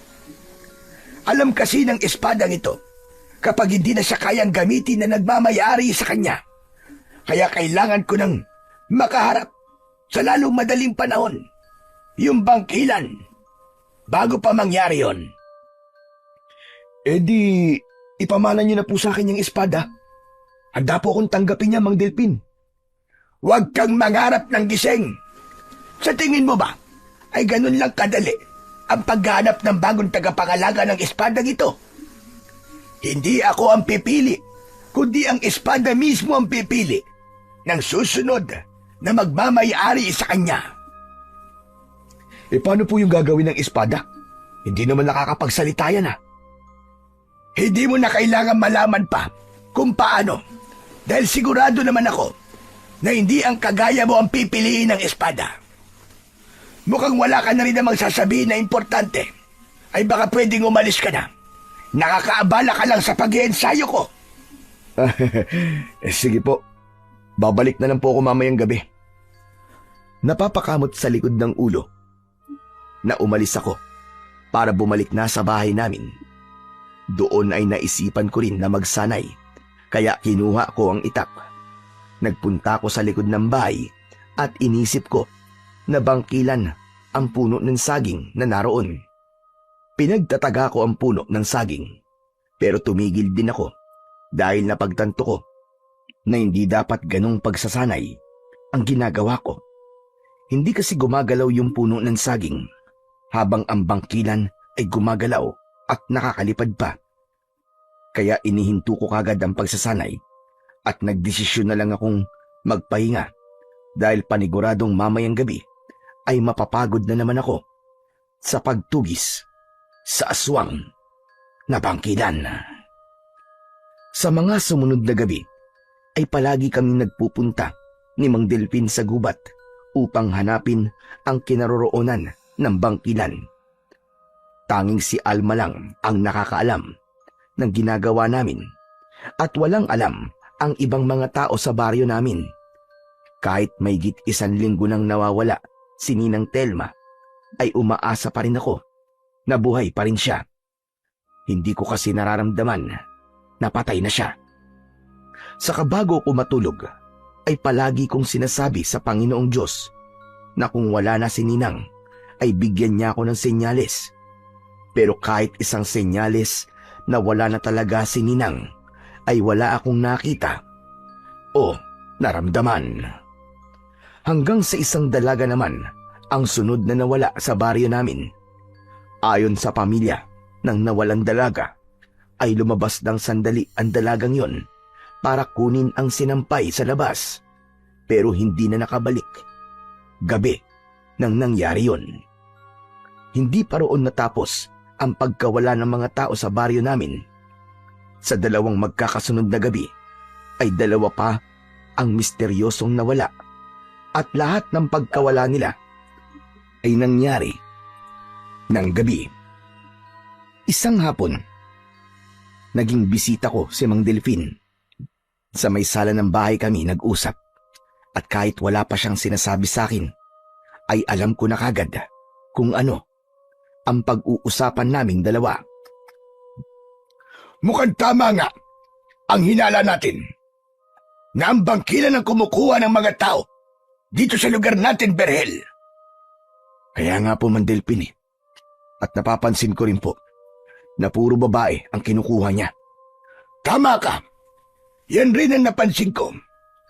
Naisip ko rin na may pagkakapareho ang mga babaeng kinukuha ng bangkilan. Pero hindi ko matukoy kung ano ang pagkakapareho ng mga babaeng nawawala ngayon. Hindi po kaya mga dalaga lang ang kinukuha niya? Dalaga rin naman po si Ninang Telma, di ba? Posible ang sinabi mo. Pero nararamdaman ko na mayroon pang mas malalim na dahilan kung bakit mga dalaga ang kinukuha ng bangkilan. Kaya kailangan na nating malaman kung saan dinadala ng kalaban natin ang mga biktima niya. Baka kasi buhay pa sila. Nag-aabol na tayo ng oras ngayong Berhel. Bawat minutong lumilipas ay napakahalaga. Buhay ang nakataya rito. Simula noon, ay mas lalo kaming naging porsigido ni Mang Delpin sa pagganap sa aswang na bangkilan. Pero ng panahon na yon, pakiramdam ko ay naghahanap kami ng isang piraso ng karayom sa isang tambak ng dayami. Halos napuntahan na namin ang lahat ng parte ng gubat.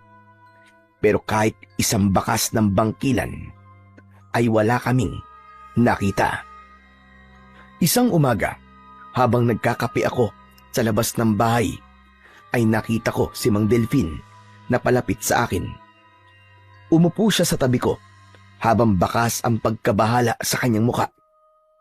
Inaya ko siya sa loob ng aking bahay para makapag-usap kami ng maayos. May nawala na naman pala kagabi, Berhel. Dalaga na naman. Yung anak ni Carmela. Anak ng... May nabiktima na naman pala yung bangkilan. Ano kayang ginagawa niya sa mga babaeng kinukuha niya? Hindi ko rin alam. Wala po bang ginagawa si na Kapitan tungkol sa sunod-sunod na pagkawala ng mga babae dito sa baryo natin?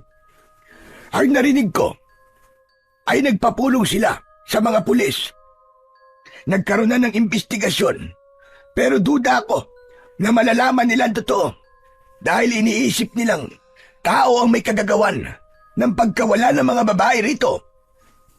Mang Delpin, hindi po kaya panahon na para sabihin natin sa lahat ang tungkol sa bangkilan?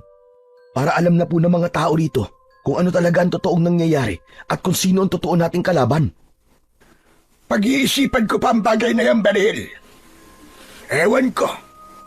Pero pakiramdam ko ay mas makakabuti kung tayo-tayo na lang muna ni na Alma ang nakakaalam ng tungkol sa aswang na bangkilan. Hindi kasi tayo sigurado kung paano tatanggapin ng mga tao ang katotohanang may malakas na uri ng aswang dito sa baryo natin. Sa bagay, tama po kayo, Mang Delpin. Baka isipin nila na gumagawa lang tayo ng kwento. O kaya, pag-isipan pa nila tayo ng masama. Baka isipin pa nga ng iba na may kinalaman tayo sa mga nawawalang babae. At ang pagsasabi natin ng tungkol sa bangkilan ay paraan lang natin para mawala ang hinala ng mga tao sa atin. Isa din yan sa naisip ko.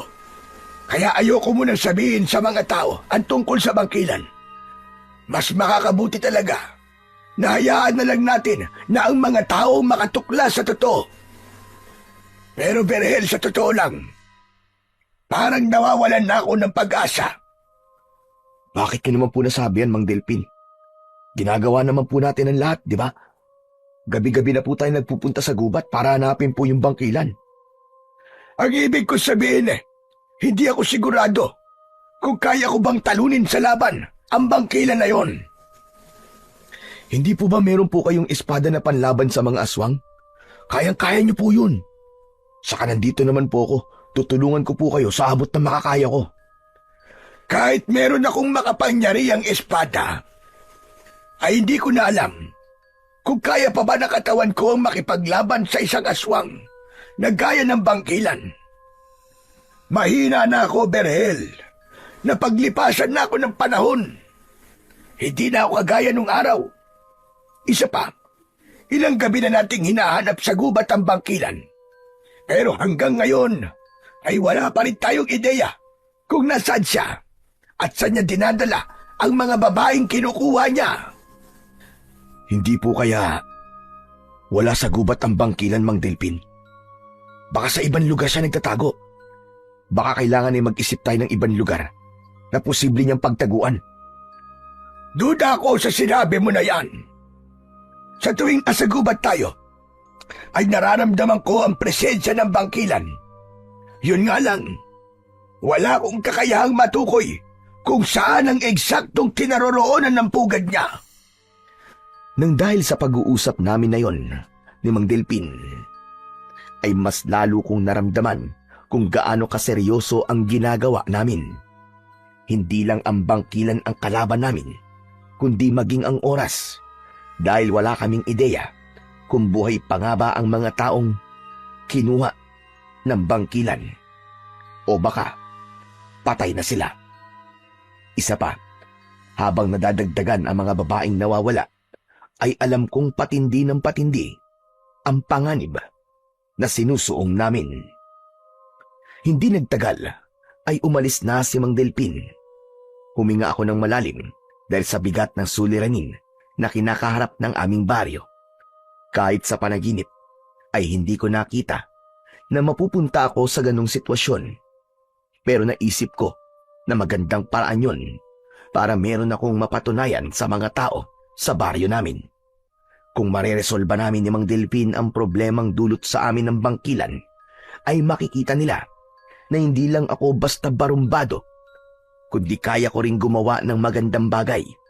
Baka yun din ang maging daan para magustuhan ako ni Alma. Tatayo na sana ako nang biglang dumating ang kaibigan kong si Telome. Sabi ko na nga ba meron kayong ginagawa ni Mang Delpin na ayaw niyong malaman ng ibang tao Yun ang pinag-usapan niyo na ayaw mo sabihin sa akin. Ano ba sinasabi mo? Ikaw ba yan nakainom mo sumingot ka ng sunog na gulong? Huwag ka na magmang-maangang patyong. Narinig ko ang lahat ng pinag-usapan niyo kanina ni Mang Delpin. Wala kayong kaalam-alam na nasa labas lang ako kanina. Alam ko nang merong aswang dito sa baryo natin na tinatawag niyong bangkilan. At siyang kumukuha ng mga babae sa baryo natin.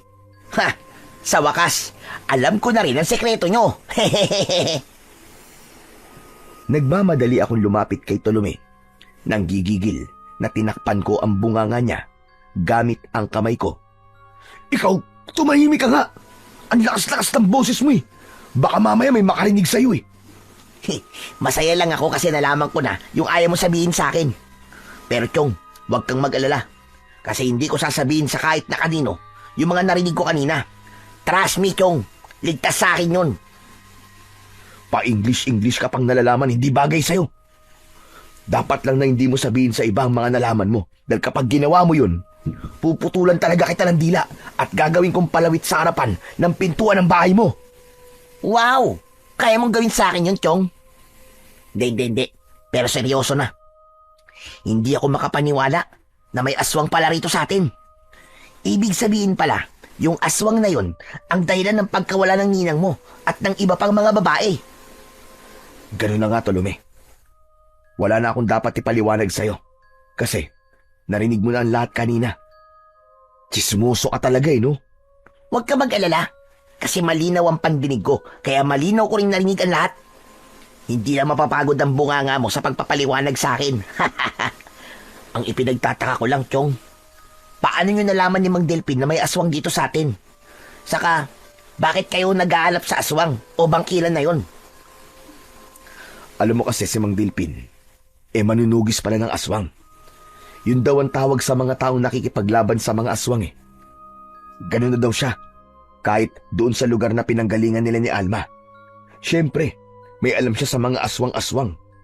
Kaya naramdaman niya na may aswang dito sa atin. Yung bangkilan na nga. Nag-imbestiga siya at napatunayan niya na mayroong bangkilan dito sa atin. Tapos ako ang pinili niyang makakatulong niya sa pagtugis dun sa bangkilan. Kasi malapit sa akin si Ninang eh. Tsaka may hinala kasi kami na yung bangkilan na yon ang kumuha kay Ninang.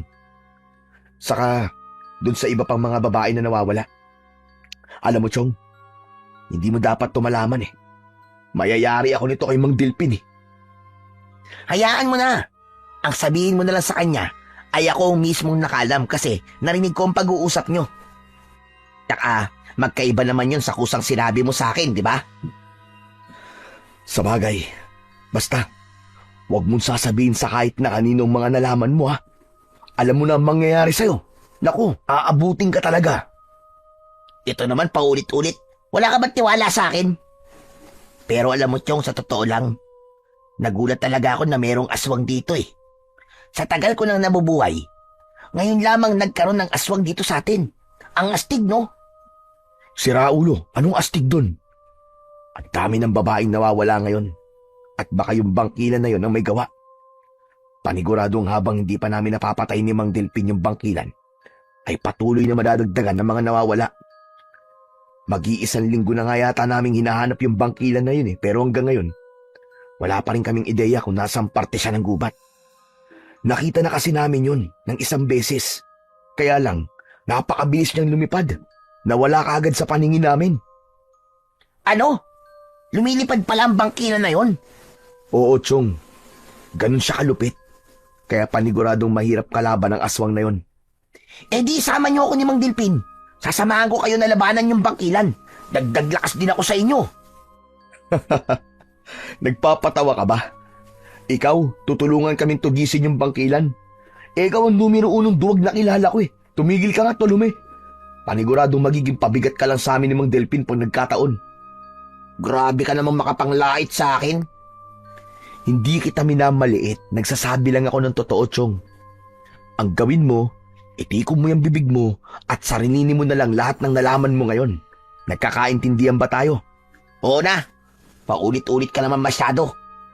Itong tandaan mo, Tolume ha. Kapag hindi ka tumpad sa usapan natin, tatapusin ko ng pagkakaibigan natin dalawa.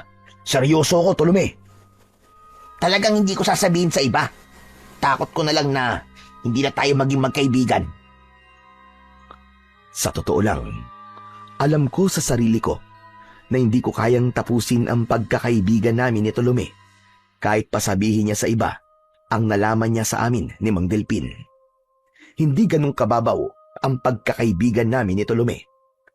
Tinakot ko lang siya para hindi malaman ng iba ang ginagawa namin ni Mang Delpin. Alam ko kasi na hindi papayag si Tolume na masira ang aming pagkakaibigan. Kaya yun na lang ang ginamit ko para manahimik siya. Pagsapit ng gabi, gaya ng nakasanayan namin ni Mang Delpin, ay muli kaming nagtungo sa gubat para sa pag-asang makikita na namin ang kinaroroonan ng bangkilan. Nagkasundo kami na maghiwalay sa paghahanap at magkita na lamang sa bukana ng gubat makalipas ang 1 oras. Yun ang unang beses na naghiwalay kami ni Mang Delpin sa paghahanap sa gubat, kaya hindi ko naiwasan ang makaramdam ng takot. Ngunit ganun pa man, inisip ko na ginagawa ko yun para kay Ninang Telma at sa iba pang mga nawawala. Matapos ang mahigit 1 oras, ay nagkita kaming muli ni Mang Delpin sa may bukana ng gubat. Parehas kaming bigong matagpuan ang pinagtataguan ng bangkilan. Sinabi ni Mang Delpin na bukas na lang ulit ng gabi namin hahanapin ang bangkilan. Kaya naman, naglakad na kami pabalik sa aming baryo. Mang Delpin, bakit ba tuwing gabi lang natin hinahanap yung bangkilan? Bakit hindi natin siya hanapin sa umaga para may liwanag pa? Dahil hindi lalabas ang bangkilan sa pinagtataguan niya kapag may araw pa. Mas madali kung sa gabi natin siya hanapin kasi ganung oras siya lumalabas. Tumangutango lang ako kay Mang Delpin bilang tugon. Nang nakarating na kami sa bahay ni Mang Delpin, ay kinabahan ako nang napansin kong wasak ang pinto ng bahay nila. Nagmamadali kaming pumasok at mas lalong tumindi ang kaba ko dahil magulo ang lahat ng gamit na naroon. Parang may isang napakalakas na bagyo ang rumagasa doon. Agad naming hinanap si Alma pero hindi namin siya nakita. Kahit sa likod ng bahay ay wala din siya. Hindi po kaya kinuha na rin ng bangkilan si Alma? Yan din ang hinala ko. Sa itsura ng bahay namin ay malinaw na maging siya ay kinuha na rin ang hayop na bangkilan na yon. Nagulat ako nang naglakad si Mang Delpin pabalik sa gubat. Sinundan ko siya at sinubukan ko siyang pigilan. Teka, Mang Delpin, sandali lang po. Ano pong gagawin nyo? Saan kayo pupunta? Kailangan kong iligtas ang apo ko. Hindi ko kayang palipasin ang gabing ito nang hindi ko siya naililigtas. Sasamahan ko po kayo. At sasama rin ako sa inyo. Nagulat kami ni Mang Delpin nang marinig namin ang boses ni Tolome sa likuran namin. Huminto kami at paglingon namin ay naroon nga si Tolome. Meron siyang dalang kawayan na matulis ang dulo. Mang Delpin, magpapaliwanag ako sa inyo. Huwag po muna kayo magalit sa akin, ha. Ganito po kasi yun. Narinig po ni Tolome yung pinag-usapan natin kanina. Kaya alam na niya ang sekreto nating dalawa. Wala na akong pakialam kung malaman ni Tolome o ng kahit na sino pa ang tungkol sa bangkilan. Ang gusto ko lang mangyari ngayon ay ang mailigtas sa buhay ng apo ko. Kahit paano ay nakahinga ako ng maluwag kasi inakala ko talaga na magagalit sa akin si Mang Delpin dahil natuklasan ni Tolome ang sekreto namin. Nang muling naglakad si Mang Delpin papunta sa gubat, ay agad kaming sumunod sa kanya. Hinayaan ko na lang na sumama si Tolome sa amin at umasa ako na talagang makakatulong siya sa amin sa pagliligtas kay Alma at sa iba pang mga kinuha ng bangkilan. Pagdating namin sa loob ng gubat, ay muli kaming naghiwa-hiwalay upang mas maging malaki ang tsansang mahanap namin ang bangkilan. Maingat at alerto kong sinuyod ang kagubatan, mas naging matindi ang kagustuhan kong malaman kung nasaan ang pinagtataguan ng bangkilan dahil hawak niya ang mahal kong si Alma. Kailangan ako makapagligtas kay Alma para magmukha akong bayani sa kanya. Yun ang naisip ko na dapat mangyari. Pagkakataon ko na yun para baguhin ang tingin ni Alma sa akin.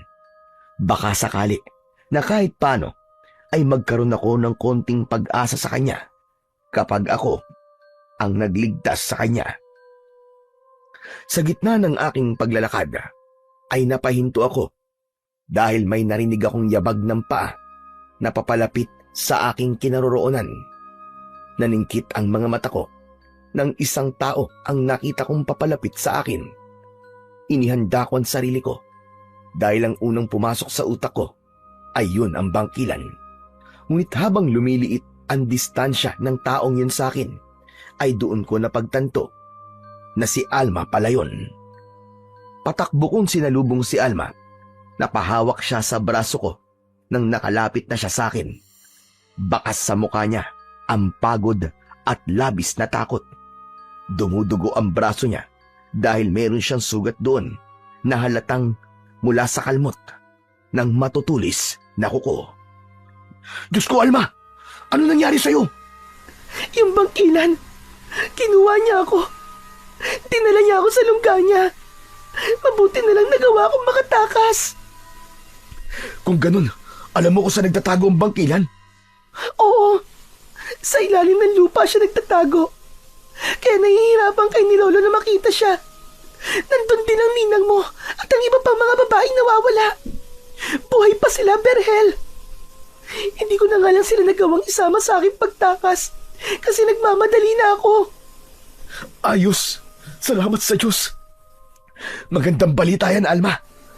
Salamat dahil buhay pa pala si Ninang. Kaya mo ba akong samahan sa lungga ng bangkilan? Oo, pero nasa na si Lolo? Siya dapat na makipaglaban sa aswang na yon dahil wala kang laban sa kanya. Oo nga pala, no? Si Mang Delpin palang meron sandata na maaaring makapatay sa bangkilan. Pero hindi ko kasi alam kung nasaan siya. Naghiwa-hiwalay kami para hanapin ka.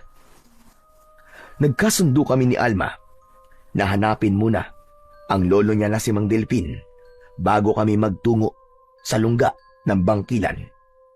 Nagkaroon na rin ako ng takot. Sigurado ko na wala akong laban sa bangkilan na yon dahil wala akong kaalam-alam sa pakikipaglaban sa ganung uri ng nilalang at wala rin akong sandata na ginawa panlaban sa mga aswang. Kahit may sugat, ay naramdaman kong pilit na nagpapakatatag si Alma. Hanggang sa kapwa kami napahinto sa pagtakbo nang makita namin si Mang Delpin na nakikipagpambuno sa bangkilan. Nakahiga na si Mang Delpin sa lupa habang nasa ibabaw niya ang bangkilan. Hawak ni Mang Delpin sa kamay ang kalaban dahil pilit nung inilalapit ang matutulis nitong kuko sa muka ni Mang Delpin. Umiiyak na tinawag ni Alma ang lolo niya.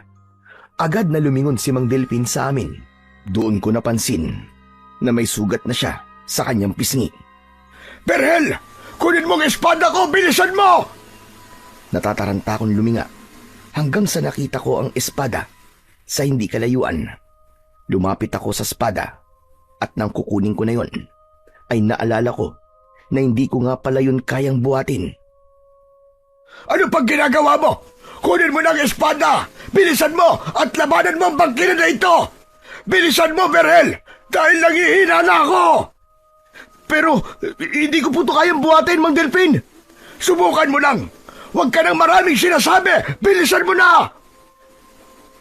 Mabilis kong inalis ang pag-aalinlangan sa dibdib ko. Huminga ko ng malalim at saka ako yumuko para kunin ang espada. Nang lumapat ang mga palad ko sa hawakan nun, ay naramdaman ko ang pagdaloy ng tila maliliit na bultahe ng kuryente sa aking kamay. Mabilis yung kumalat sa aking buong katawan. Pakiramdam ko ay para akong isang bagong tao. Marahan kong inangat ang espada at nanlaki ang mga mata ko dahil sa pagkakataong yun ay nagawa ko na yung buhatin. Hindi na yun napakabigat kagaya nung una. Bagkus ay parang kasing bigat lamang yon ng pangkaraniwang itak. Mang Delpin, tignan nyo! Nagawa ko po buhatin ang espada nyo! Pero, paano po yun nangyari? Huwag ka na muna magtanong! Patayin mo na ang bangkilan na ito! Bilisan mo! Tumiim ang aking bagag at mas hinigpitan ko ang pagkakahawak ko sa makapangyarihang espada. Mabilis akong tumakbo papunta sa aswang na bangkilan. Nang malapit na ako sa kanya, ay bigla siyang humarap sa akin at malakas siyang umangil. Nakita ko ang matutulis niyang mga pangil na nagbigay sa akin ng takot. Napaatras ako at tatakbo sana ako palayo nang marinig ko naman ang boses ni Alma. Huwag kang tumakbo! Sa suntukan napakagaling mo! Tapos sa aswang takot ka! Napahiya ako sa sinabing yun ni Alma. Doon ko naalala na kailangan ako ang pumatay sa bangkilan at baka sakaling mag-iba ang tingin niya sa akin. Kaya naman, kahit natatakot ako, ay pinilit kong lakasan ang aking loob.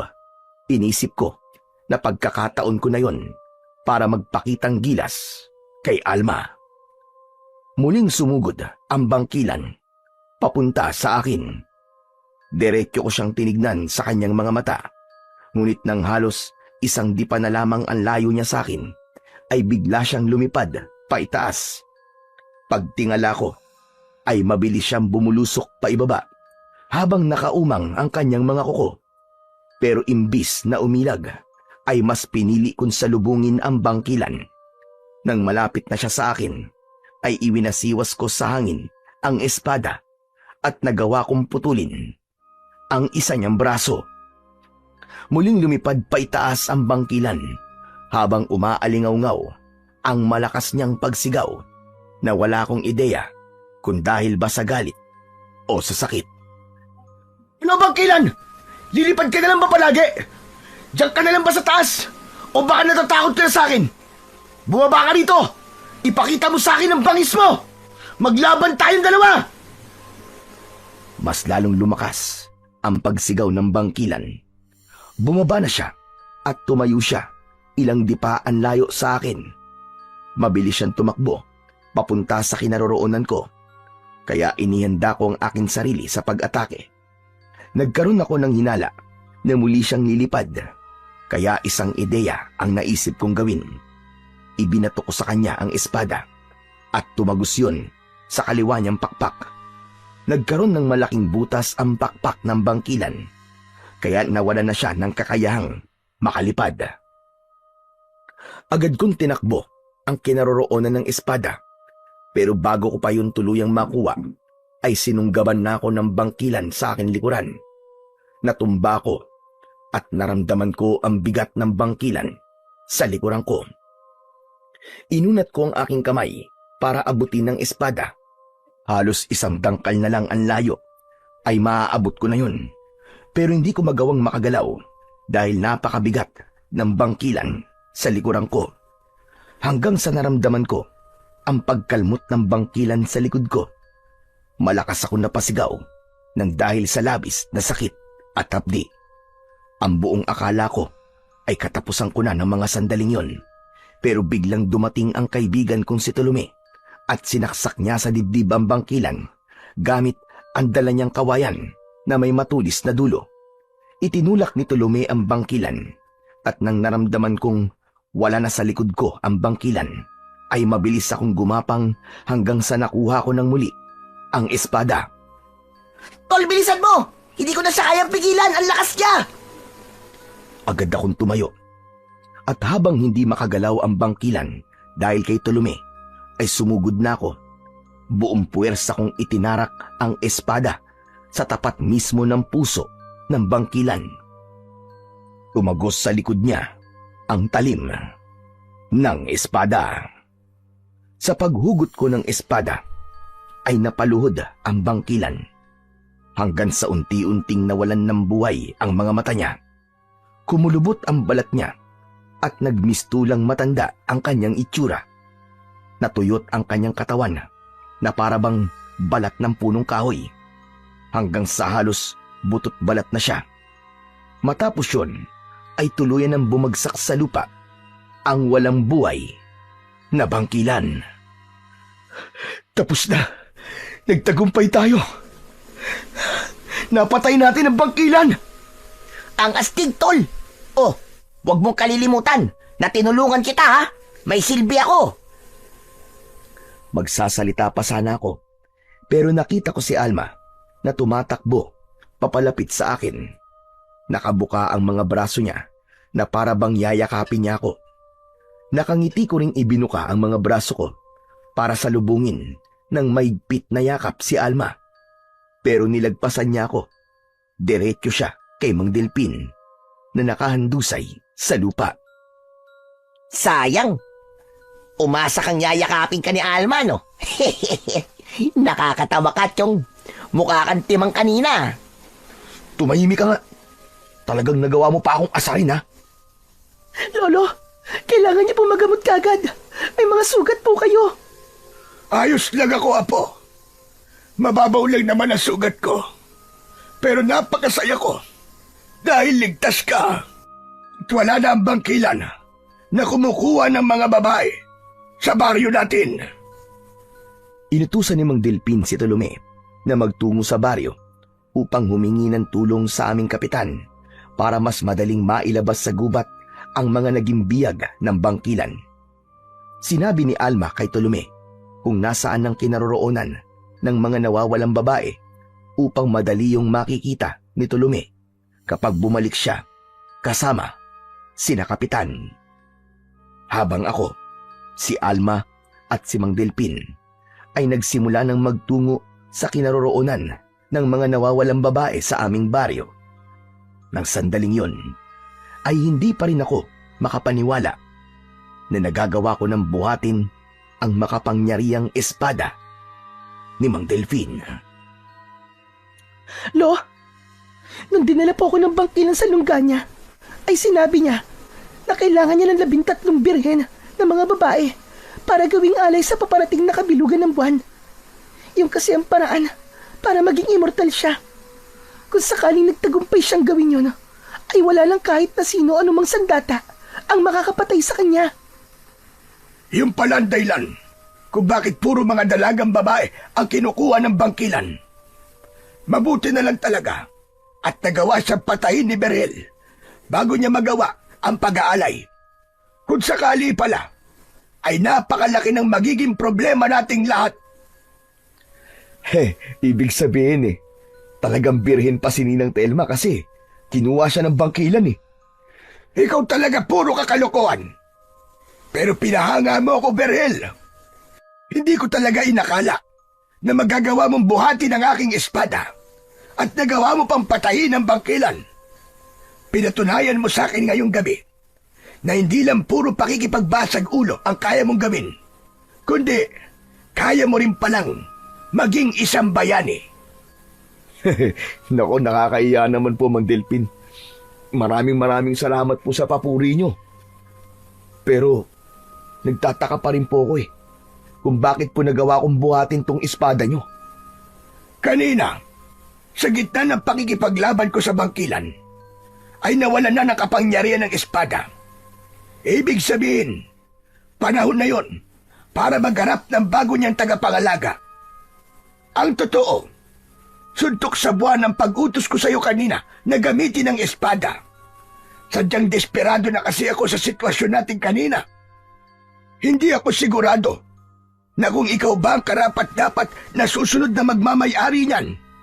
Kaya kahit ako ay nagulat nang nagawa mong buhatin at gamitin ang espada. Teka, Mang Delpin, ang ibig niyo po ba sabihin ako na po ang bagong nagmamay-ari nitong espada nyo? Ganun ba? Tama ka.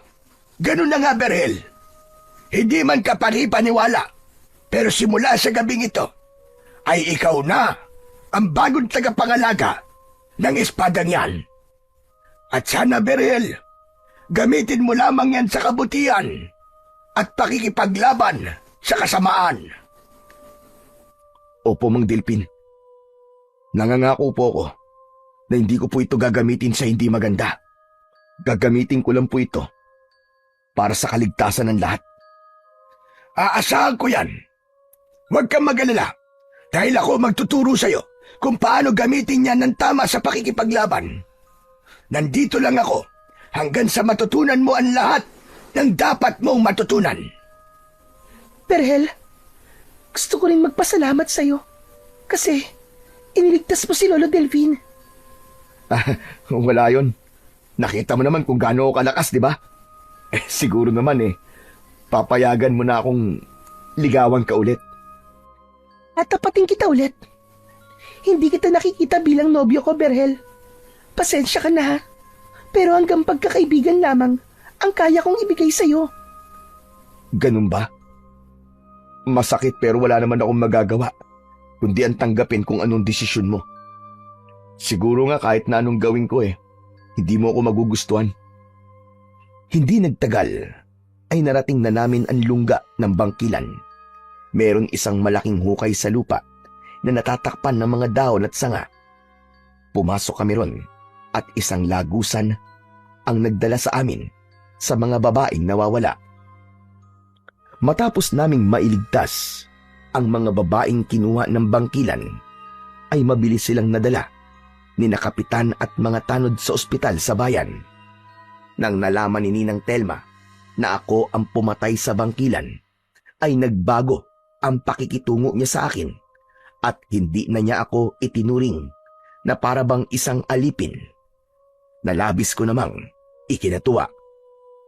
Sineryoso ko rin ang pagsasanay ko sa paggamit ng makapangyarihang espada. Kasama si Mang Delpin. Tinanggap ko na rin sa sarili ko na hindi ako kayang mahalin ni Alma at sapat na sa akin na magkaibigan na lamang kaming dalawa. Bukod doon ay inalis ko na ang madalas kong pakikipag-away dahil alam kong may responsibilidad na ako sa aming baryo. Yun ay ang maging bayani at maging tagapagligtas ng aming baryo laban sa mga aswang. Doon ko napagtanto na walang magandang maidudulot ang pagiging barumbado. Mas magaan pala sa pakiramdam ang mabuhay ng walang kaaway at malayo sa basag ulo. Napagtanto ko na mas may saysay ang buhay kapag may respeto ka sa sarili mo at sa kapwa mo. At bilang bagong tagapangalaga ng espada, mas malinaw na sa akin ang tungkulin ko na hindi lang pumatay ng mga aswang, kundi ang maging magandang halimbawa sa aming baryo. Bilang bagong tagapangalaga ng makapangyarihang espada at bagong tagapagtanggol ng bayan, laban sa mga kampon ng kadiliman.